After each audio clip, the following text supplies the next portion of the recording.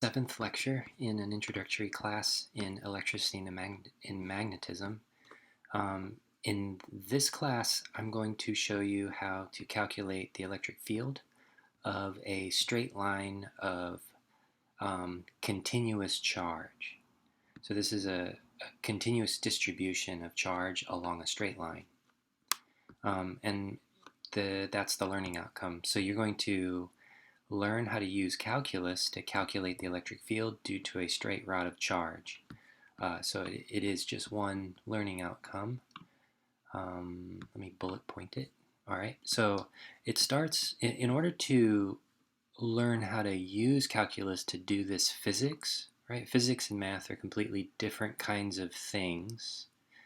So I want you to learn the basic physics idea where we see some of this calculus decision making start to happen.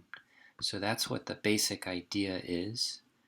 So I'll introduce you to the calculus idea of thinking about the electric field, and the superposition principle for the electric field as an integral. You see it as a summation symbol here. We'll be treating the superposition principle in this case as an integral. So after that, this is the basic idea. So after learning about the basic idea, we're going to apply the basic idea to a continuous line of charge.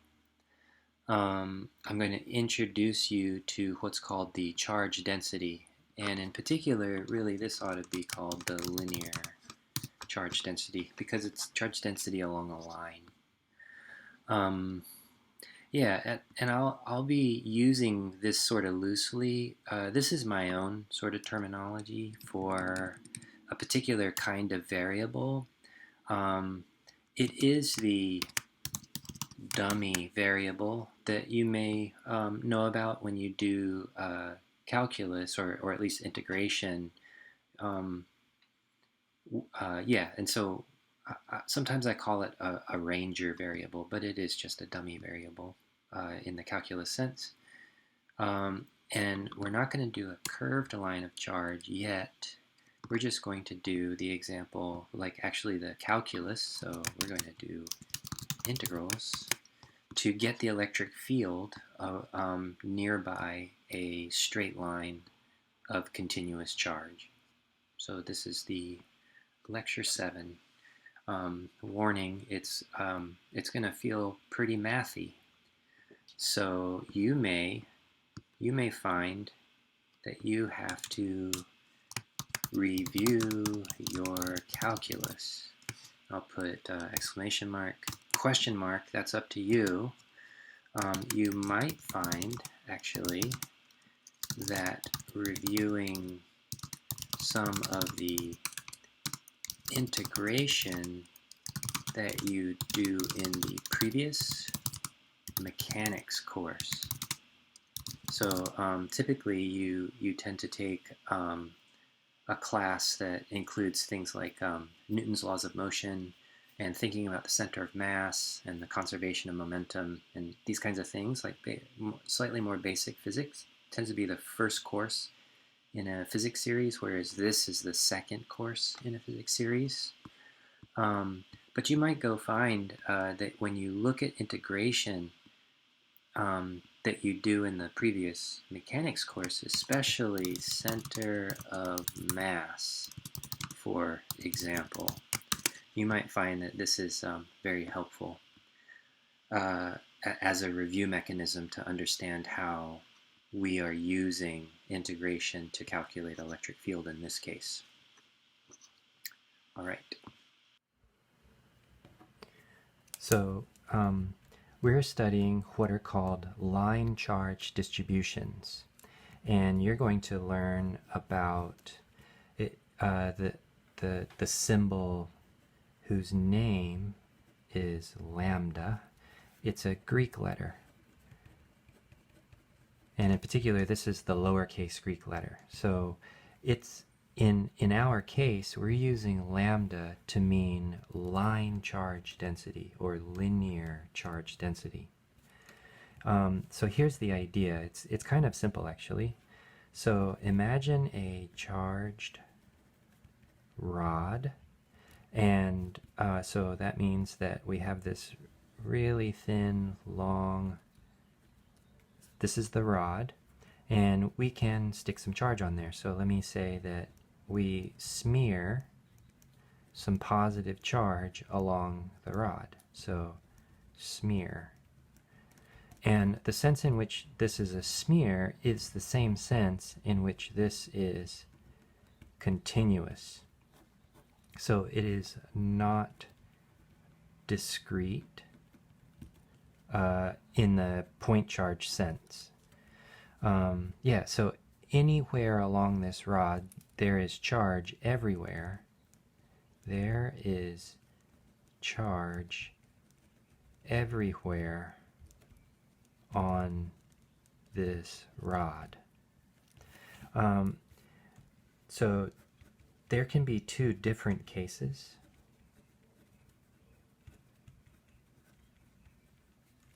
One of the cases is lambda is, or actually, so could be a like a homogeneous, which is also known as uniform distribution. This just means same everywhere on the rod. So that's one of the two cases. The other case is it can be non-uniform. An example picture of a non-uniformly charged rod is here's some positive charge here, here's some negative charge here, and here's some positive charge there, for example. So it's negative and positive depending on where you look. So this is the sense in which it's non-uniform. For uniform distributions,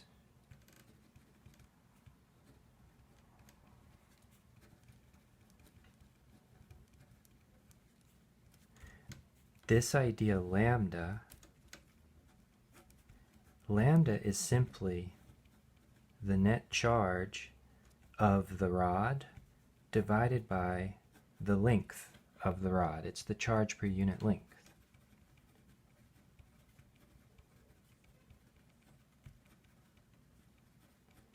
And this is the sense in which it is a linear, that is along a line, density of charge. So it's a linear density. So this thing, lambda, is a density. It's got dimensions of charge per length. So let me move on to another page. Lambda has dimensions of charge per length. And in the symbols that I introduced the class in the first lecture, this looks like charge per length, like this. So the dimension of lambda is charge per length, and the international system units would be charge per length in SI units. So charge is coulomb, so it'll be coulombs per the SI unit. For length dimension is the meter, so coulombs per meter, C per M, like this. So that's the SI unit for this thing called lambda. So if I was like to imagine a charged rod whose charge is Q, so let's say charge is Q and length is L, then lambda is simply, you take the amount of charge, the number of coulombs, and you divide by the length L, like this, Q over L. And if you take lambda and you multiply, say, by a small distance, or a distance called delta x, So delta x is some distance between two x coordinates along the rod, say. Then lambda times delta x equals some amount of charge, q. This is the charge in the small interval, delta x, along the rod. So what we're going to imagine, what if we think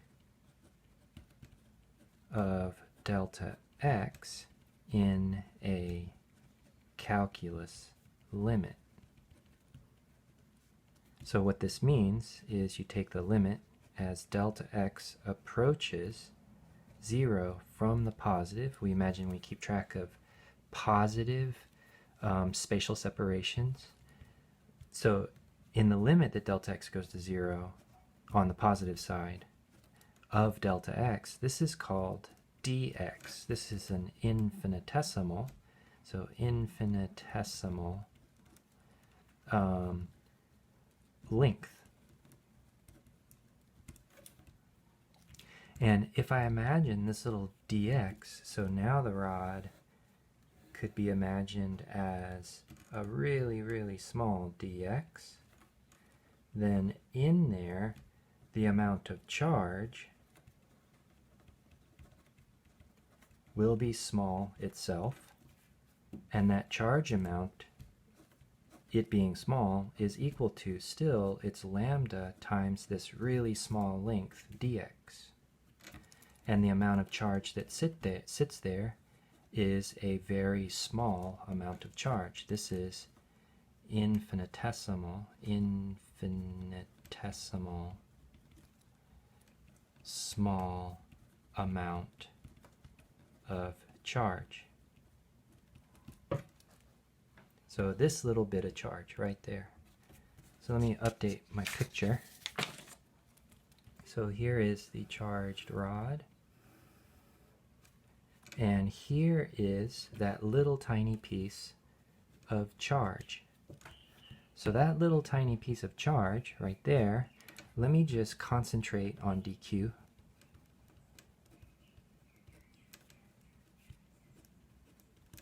So dq is right here.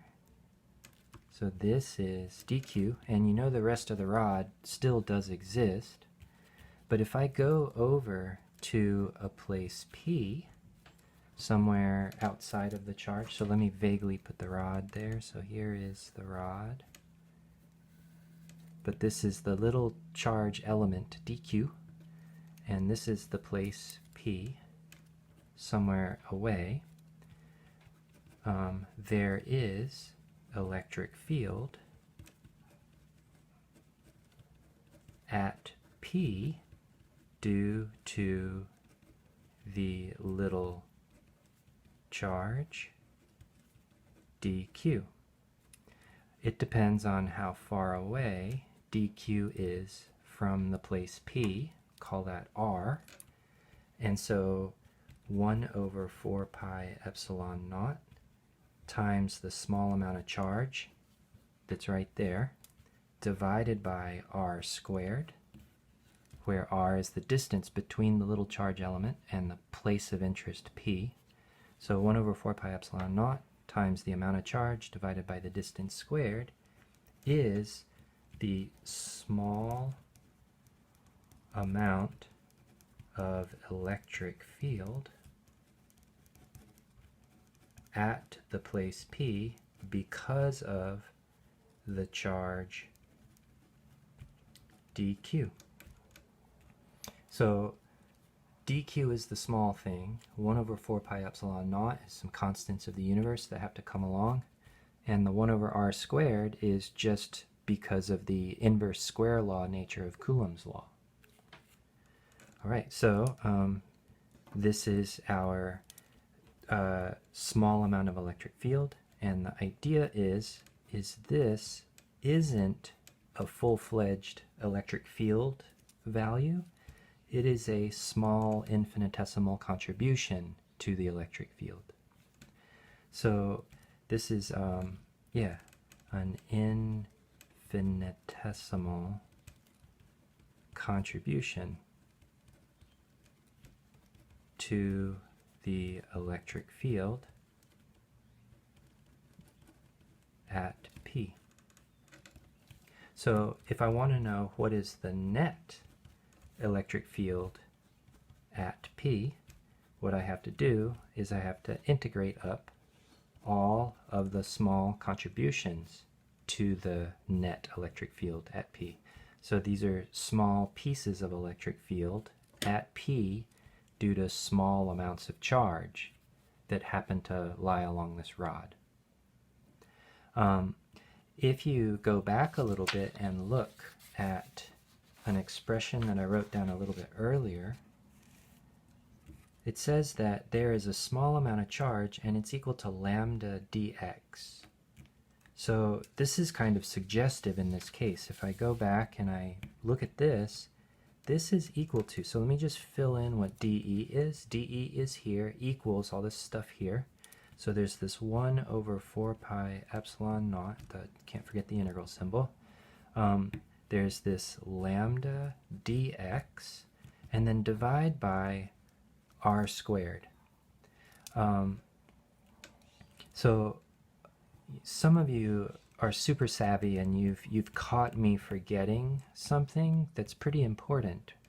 So before I continue, I'm going to go and try to include it.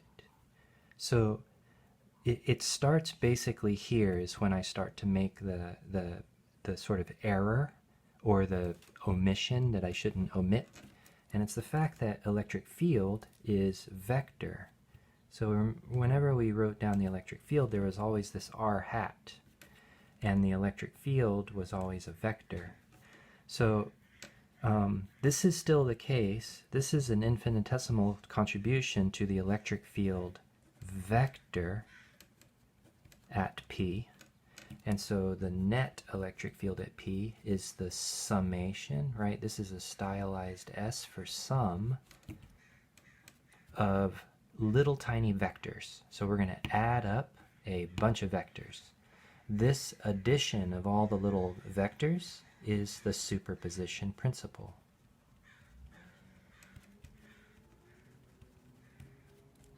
And so when I get over to here, I've got r hats. So this is pretty cool because integrals that you might be really used to are integrals over space.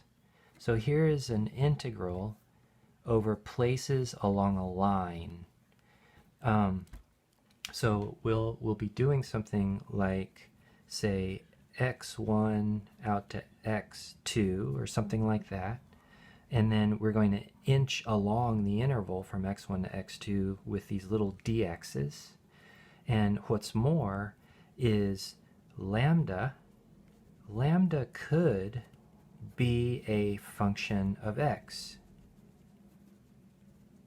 if it was non-uniform, but lambda is constant if it is uniform. Another thing is r hat in general is a unit vector that depends on where I am in the interval along x's. And also r squared is in general a function of x. Right? So in general, stuff is a function of x, but so you must be ready to have to concern yourself with that. I'm going to show you an example in just a second where lambda is constant. So this is the uniform case of lambda.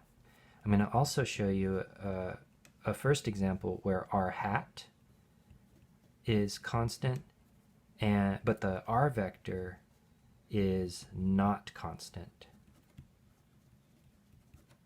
So this is what we'll do first. In the second case, I'll show you lambda constant, r hat not constant, and the r vector not constant. So let's see this happen.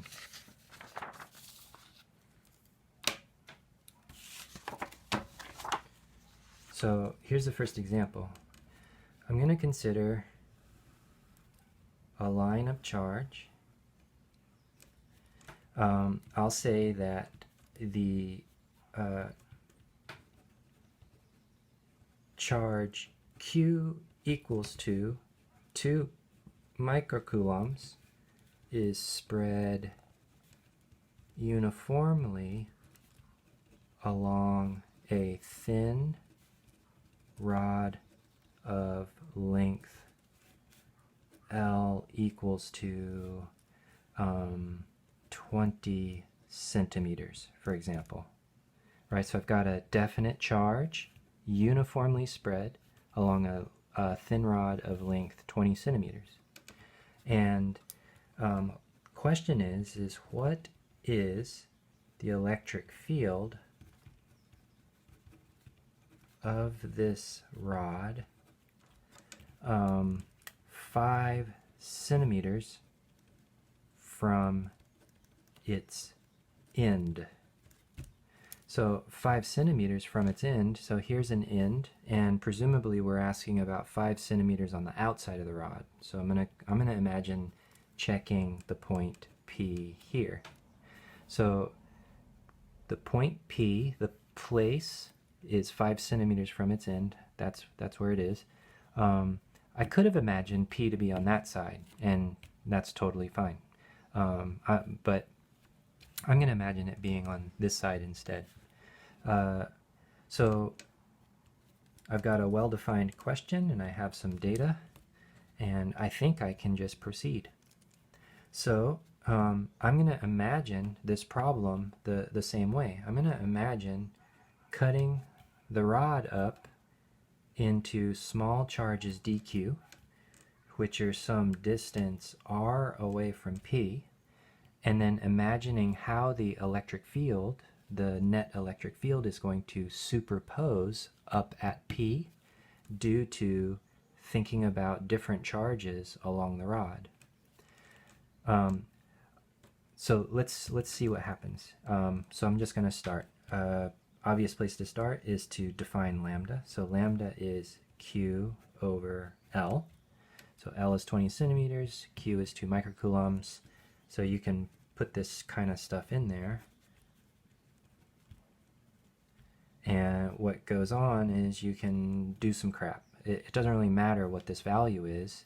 So what I'm going to do is I'm going to remember that I know how to calculate this, and I'll stick it in at the end. I'm going to work in terms of symbols. So I've got a symbol here, I know its value, and after all is said and done with calculus, I can just stick in the value. So I'm going to imagine doing that. So instead of starting to calculate now, let's wait. Calculate last. So calculate with values last. So we're going to do things symbolic. So symbolic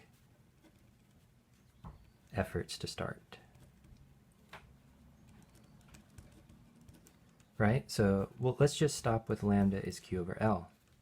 So immediately we can start to write down dE. So dE is the small contribution to the net electric field at P.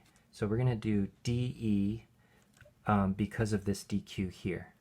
So it's equal to 1 over 4 pi epsilon naught. It's got a lambda dx, like I showed you just a couple of minutes ago, and then we have to divide by r squared times r hat.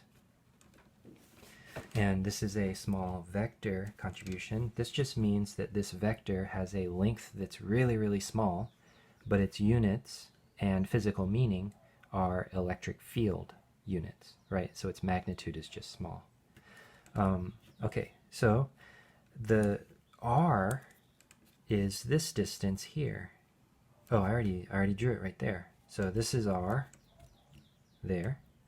R hat. So r hat, requires a coordinate system.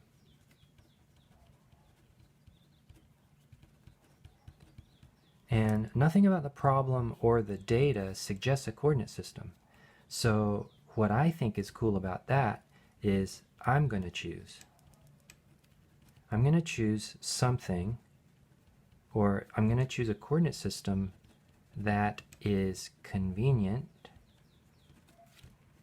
for me. So this thing right here, this dx, x is my ranger variable. So it's kind of a dummy in the sense that x is not going to be in my answer, but I am going to use x as my parameter for my integral. X is my ranger variable. It's a dummy variable. So what I'll do is I'll imagine a coordinate system where, say, this is the y direction. Here is the x-axis. I'm going to put the rod starting at x equals to 0 and let the rod go out to x equals to L. So this is x equals to 0. This is at my convenience, that is convenient for me. And there is the point P here. So P is actually x equals to, if you think about it, the location of P is 5 centimeters from the end of the rod, but the rod was 20 centimeters long. So secretly, we know that x is the location 25 centimeters. So x is my ranger variable, and so x is taking me along the rod, so dx ranges along the rod, right, along the charge. So x is going to take values from 0 up to 20 centimeters, or 0 to L is the idea.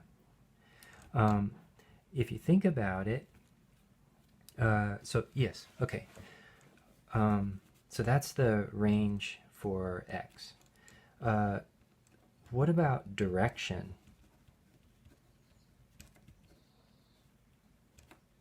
So this charged rod is positively charged, right? It's positive. So if I imagine this little dq as a positive charge, it's going to give me an electric field that points strictly towards the right, no matter which dq I use. dq is always towards the right. So actually, dE is always going to have an r hat in this coordinate system that is convenient for me. It's just I hat.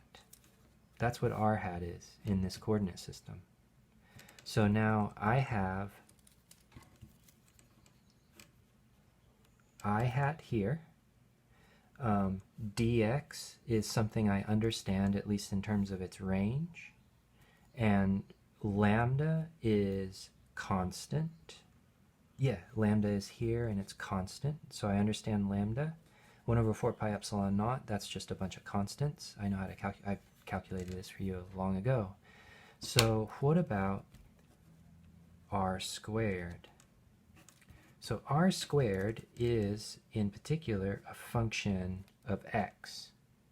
So here is r, and you can see that when x starts at 0, r starts off at 25 centimeters, and as x ranges up to 20, r goes to 5 centimeters. Can you see that? So what r is, so r of x has got to work out. So this is a little bit of a tough step, but what it is it's the distance between P, which is at 25 centimeters, and the position x, like this. So I said I was going to work in symbols, and I meant to do this earlier. I'm going to say that This 5 centimeters is called D. And so D is the distance from the point P and the close by end of the rod there. So what this means is that R of x down here, I'm going to use L plus D. Right, that's what 25 centimeters is L plus D, and I'm going to subtract off my dummy ranging variable, L plus D minus x, is what R of x is. So then, I've got all the ingredients. Let me rewrite dE. So dE equals 1 over 4 pi epsilon 0. dQ is lambda dx. R hat is I hat, and everything on the bottom, this R squared, oops, I keep pointing at stuff you can't see, so R squared is just L plus D minus X quantity squared.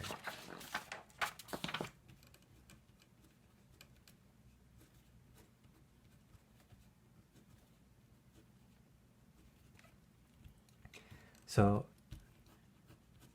I use the superposition principle.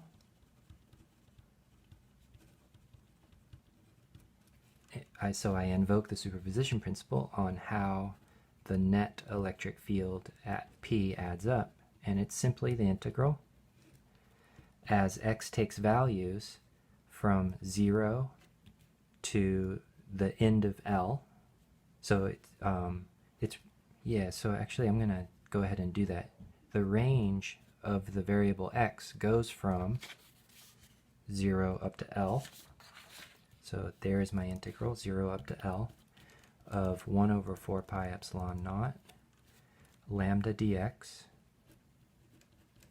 divided by L plus D minus x all squared.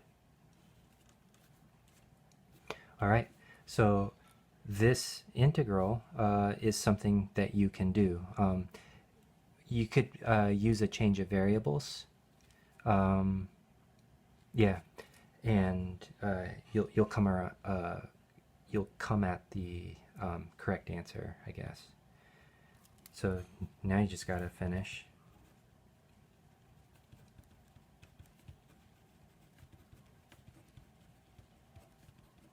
The integral. So let me make one step for you. So E net at P. So this thing actually has a lot of constants. 1 over 4 pi epsilon naught is a constant. It can come outside, come out to the front of the integral and be a common factor on all of the infinitesimal terms in the integration or the summation. 1 over 4 pi epsilon naught is a constant. Lambda, in this case, is constant. And you can only take it out because it's independent of the range variable x. So lambda can come out. Can anything else come out? Oops, I forgot something big. It turns out that this unit vector is also just multiplied in this string of multiplications, right? And I hat's on top. So it is a common factor on the sum as well. So I hat can come out. And what's left over is the integral from 0 to L of dx. So dx is the variable, L plus D minus x, all squared. Oops. This one's pretty easy. You use change of variables.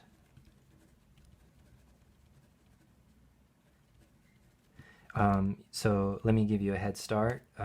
Make a new variable called z, and z is equal to L plus D minus x, for example. So dz equals minus dx. And then you have to change the bounds as well, right? Because when x, so this is the bounds on x. So when x is 0, z is L plus D. So the lower, yeah, so you can see what I'm doing, right? So change a variable. So I'll give you some dot dot dot. So, but this is the hint to finish this problem, and you end up with the net electric field at P, which obviously points in the I-hat direction.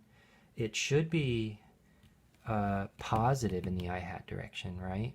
You should see that.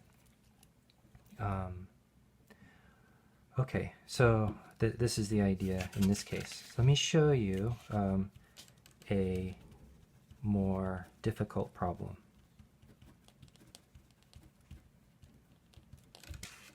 So this one is more difficult. So here's the idea, and I chose to draw this in a particular way. So yeah, anyways, so here is a uniform charged rod,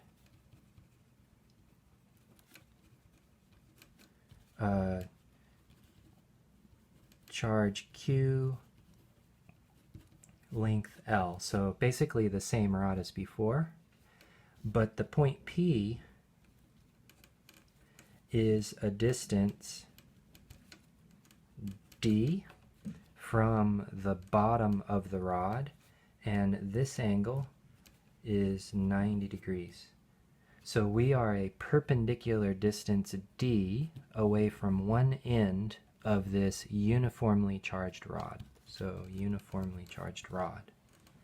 And the question is, what is the electric field at P by this rod? So this one is tough, but let's think conceptually for a second.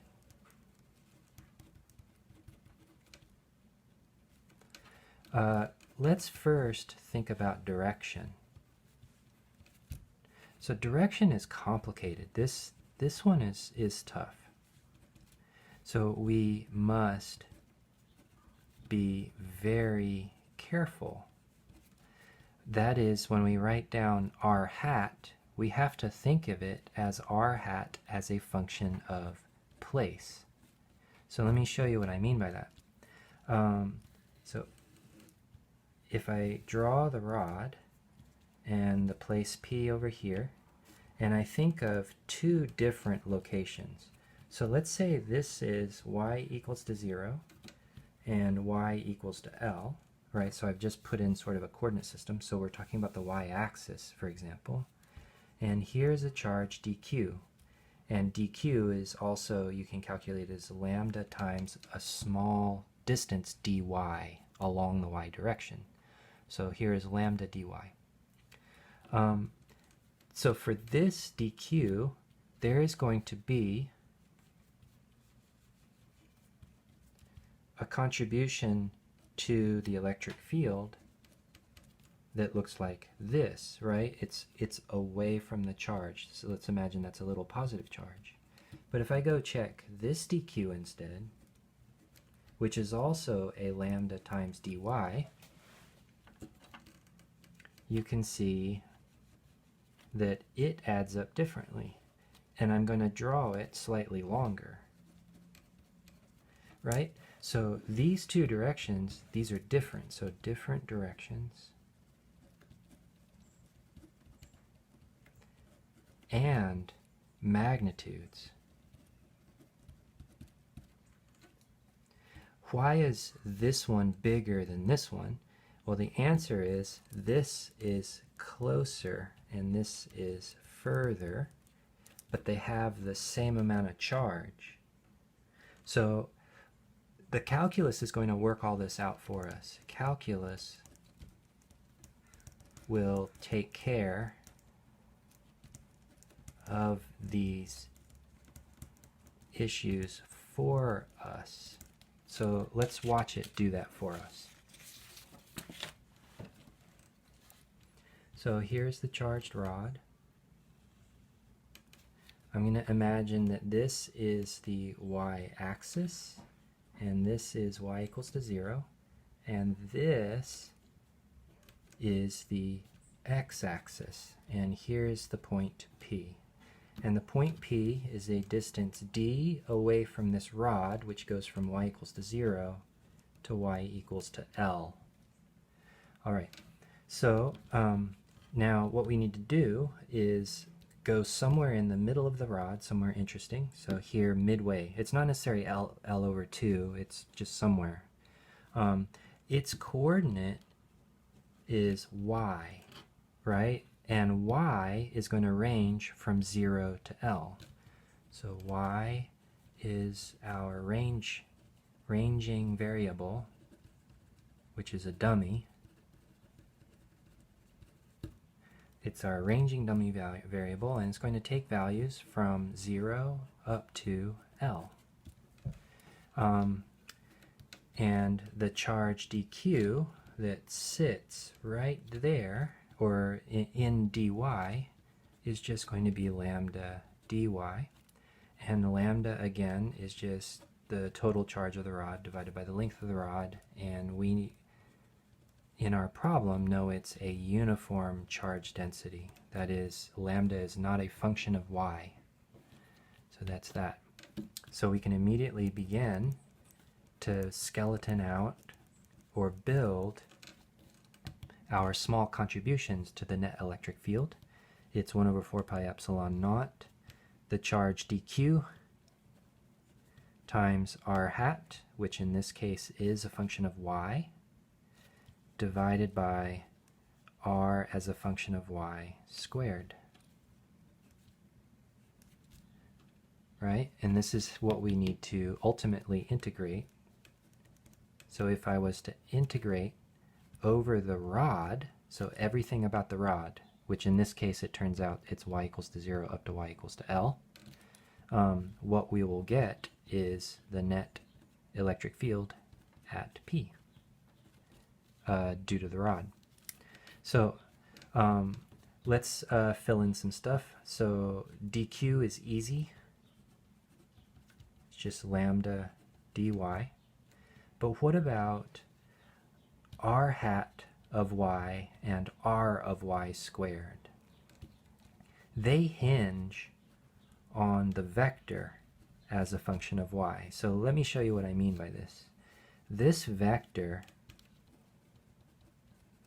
it depends originally on the definition or the way that we built, or the way that we define what's meant by the electric field. It is the vector from the charge to the place P. So this is pretty easy to build if you just look here. Here is the charge. The charge is y up the y-axis. So in order to get from here to there, this is the r vector that is y dependent, because you can see that as I go up y, the r vector changes, becomes sort of longer and steeper downwards. So what it's got to do is bring us down the y-axis by the variable y. So it'll come down the y-axis by negative y j hat, right? That's a vector.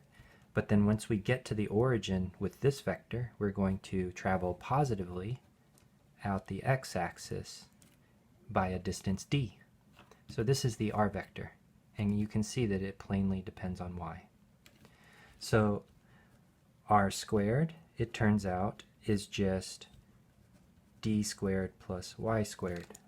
You can do this with the Pythagorean theorem, so y squared plus d squared, or you can do it with the dot product, multiple ways. And r hat is the r vector divided by the length of the r vector. So this construction is d I hat minus y j hat, and then we divide by the square root of the length of the r vector. So now you can see that this is my unit vector that depends on y, and this is what I'm calling r of y squared. And then I can go up and fill in dE. So dE is 1 over 4 pi epsilon 0, lambda dy, that's what dq is. R hat of y is this crazy expression here, so it's d I hat minus y j hat, quantity divided by this square root d squared plus y squared.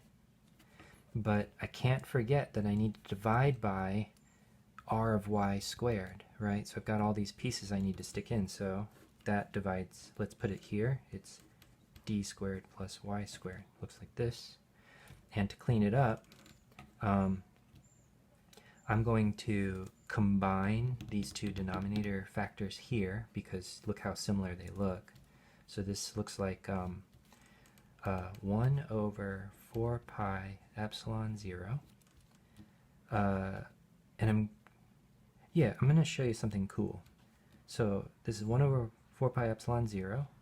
And then there is this lambda dy, right? That's also there.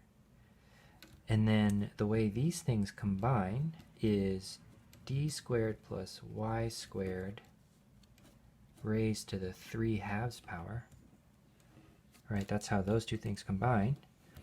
And then I've got this combination of just d I hat minus y j hat. So I'm going to do something. I'm going to put d I hat here and then subtract everything again, but with the second term. So this minus sign is this minus sign here, and everything here is d I hat with all of the preamble.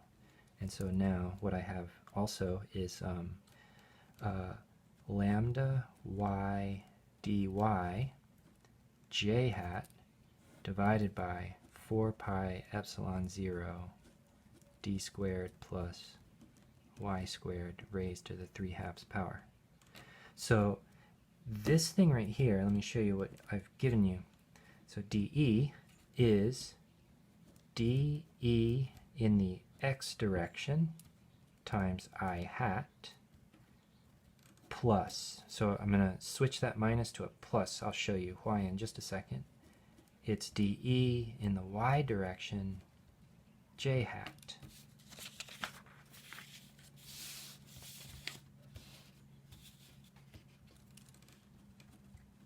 Where dE in the x direction is equal to d lambda dy, so d lambda dy over 4 pi epsilon 0 d squared plus y squared raised to 3/2 power. So that's the electric field in the x direction. The I hat I've separated out, so it's not part of the definition of dE sub x. dE sub y is a little bit more complicated. So this has d lambda dy. This instead has lambda y dy divided by, same stuff, 4 pi epsilon 0 d squared plus y squared raised to the 3/2 power. So this is the x component. So when you say that E net at P, it's equal to the x component times I hat, plus the y component times j hat. And I forgot, I made a big deal about the sign up here. Hope you can see this. So there is this minus sign that I didn't carry here, so that minus sign belongs here. So I must, in order to do the right thing, right, I got to carry the minus sign here. So now I can move on and say finally that E sub x equals the integral. Y values are going to go from 0 to L in this case. So they go from 0 to L. And in the x direction, it's d lambda over 4 pi epsilon 0 d squared plus y squared raised to 3/2 power dy. So this is an integral you can do to get the x component of the net electric field at P. And here is the integral you got to do in order to get the same thing for the y component of the net electric field. So it doesn't have the d, instead it's got a y dy, and then over 4 pi epsilon 0 d squared plus y squared raised to the 3/2 power again. It turns out you can do integration by parts pretty easily for this one. This one is more difficult. This one you have to go and look in integral table to finish.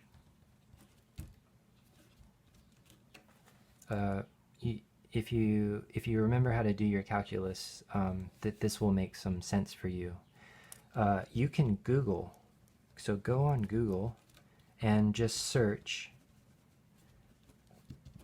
basic integral table. And let me show you what you'll see, and I'll show you where you want to go look for the answer to this problem. It may even actually give us the answer to this, but sometimes when an integral is doable by a simple method, the integral table won't waste space including it. So what they do is they exclude stuff that tends to be easy. I know that's not necessarily the easy thing to do, but it is very doable. But let me show you what a basic integral table will show you. Okay, so I looked up basic integral table or something like that, and I just clicked on one of the images, and then what you have to do is you have to look around. So let me scroll up, and then we can scroll through. So here's some basic forms, and I noticed that my problem had a 3/2 root in it on the bottom. So none of this looks like 3/2 roots on the bottom. So, but rational means that you have the division of two functions. So here, this is almost it, but it's not. So this has a square. This one's really easy. This one, I guess, is easy. This one, I don't know. But anyways, so I'm scrolling down. You can see these different forms, but I haven't seen anything that's got my form. I want integral of dx divided by 3/2 root of something that's linear, no, actually quadratic in x. So looking, oops, nope. Oh, look, integrals with roots. So let me keep going, looking pretty promising, but nothing yet. This is pretty close, but it's on top, right? I want it to be, ooh, look at this, but it's just a square root. There's no cubic. So I just keep on going. I hope this table has it, and then voila. So this is the table entry for it.